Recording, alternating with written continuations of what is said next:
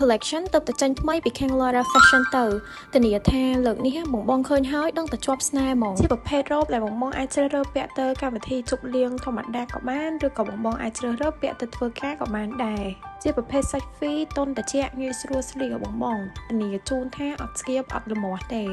យើងមានច្រើនពណ៌ជូនបងរើសប៉ុន្តែអ្វីដែលសំខាន់ពណ៌ដែលយើងចេញគឺសុទ្ធសឹងតែជាពណ៌ដែលជួយលាក់រាងតែម្ដងអូយនិយាយមែនណាបងម៉ូដរ៉ូបដែលឆ្នៃជូនបងលើកនេះហាធានាថាពេញបេះដូងបងទាំងអស់គ្នាតែម្ដងបែបសាមញ្ញប៉ុន្តែអត់សាំភ្នែកទេបងទាំងអស់គ្នាសម្រាប់បងដែលអត់ចូលចិត្តបែបស្វារ៉េទេ